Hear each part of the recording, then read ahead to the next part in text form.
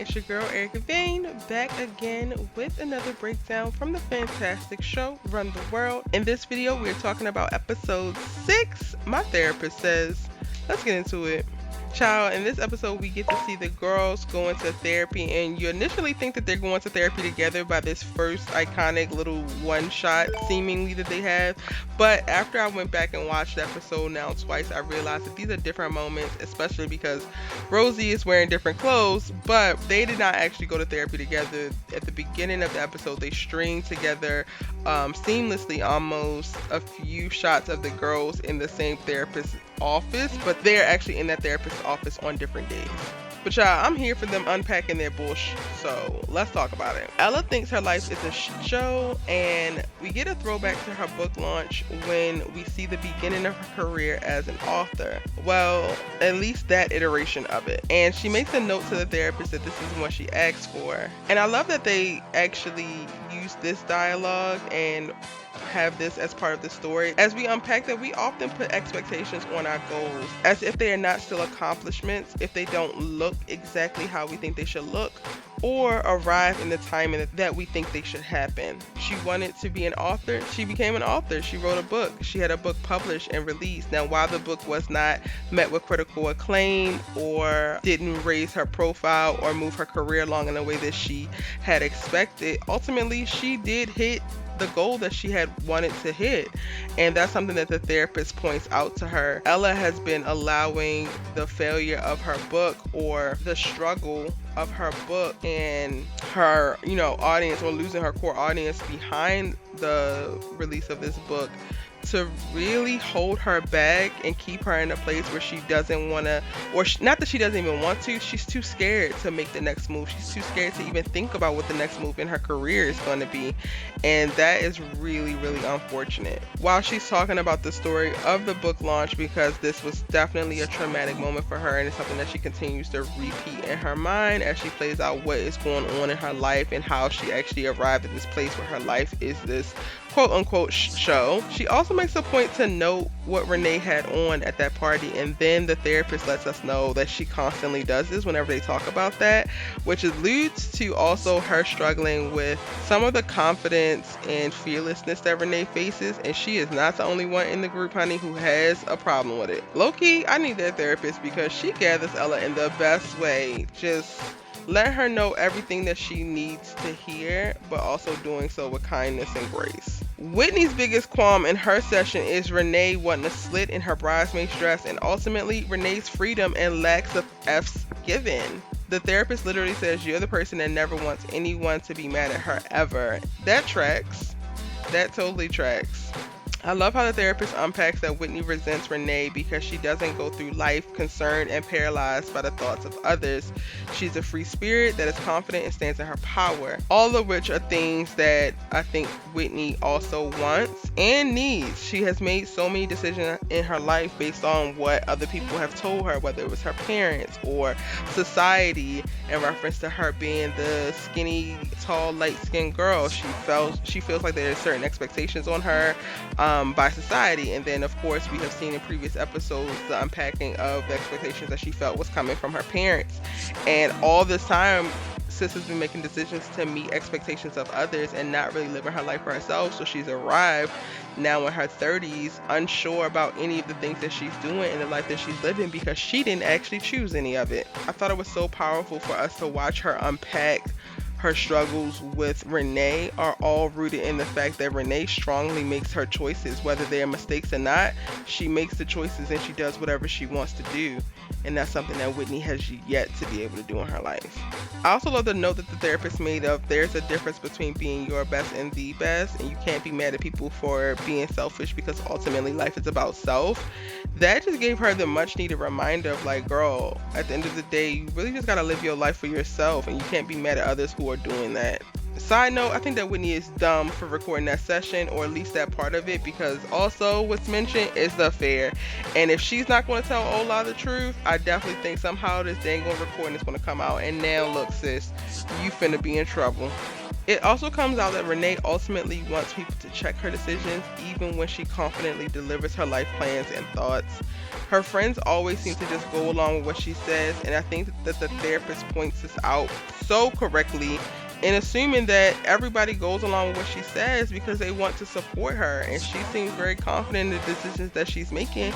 So nobody really pushes back because it's like, girl, you done made up your mind. Renee comes across as the girl who really, when she makes up her mind, she made up her mind. And I could see how, as her friend, they just want to support her versus push back and say, well, did you think about this? Did you think about that? Ultimately, the therapist is right. Renee needs to open up to her friends so that they know that she actually needs support and wants help, and can actually figure out how to give her that support that she needs. I love the phrase, there's nothing weak about wearing your feelings, because Renee totally needs that reminder, and it's true. She is a friend who masks her fears and insecurities in comedy and fine ass fashion sense. And right now, if she's really struggling the way that she says that she's struggling with this divorce, she needs to let her friends see it, because nobody has been able to really see it. And if nobody can tell that you're hurting and need help, how would anybody know to help you? Sondi's refreshing honesty that we see in the flashback to the girls helping Ella get through her book bombing is truly chef's kiss. She eloquently tells her exactly what was wrong with the book and why she should understand the critics' thoughts on it.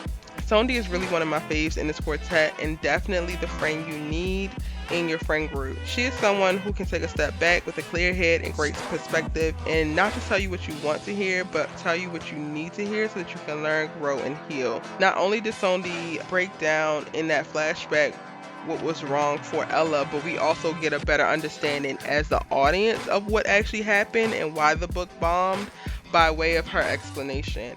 And I think that this was good and needed, because to me, Ella has proven to be an unreliable narrator so far, in that in the first episode we saw this big old dramatic to-do about Anderson, and they called him Satan, and you were led to believe that he did something just so ridiculously trifling towards her that he deserved the title of Satan and that she should never want to get back with him. But we come to find out that he really didn't do anything super terrible. He took an opportunity. She couldn't handle the distance, as well as was feeling insecure after the bombing of her book, and then decided to sabotage her relationship. So I know I was very, very curious of what actually happened with this book, because it was mentioned quite a few times earlier on in the season, but because I now knew that Ella over dramatizes things and does play the victim, I was just like, it has to be some type of story to this book. It couldn't have been that it was actually something that was set up or done wrong to her.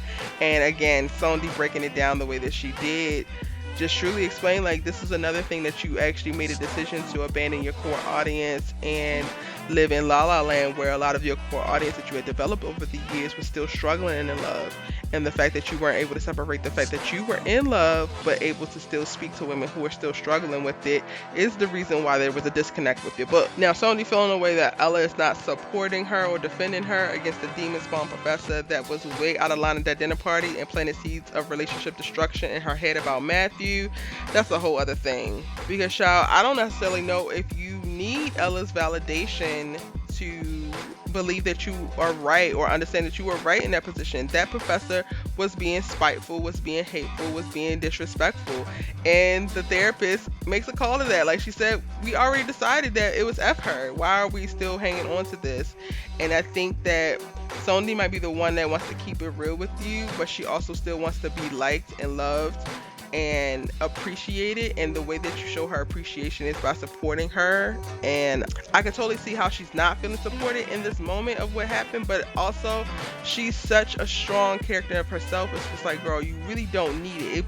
It would be great to have. It's like a cherry on top. It would be great to have, but you don't need it to move forward and still have a delicious Sunday. Overall, this is one of my favorite episodes of the entire season. It's something about the therapy for me, especially if the therapist is a really amazing therapist.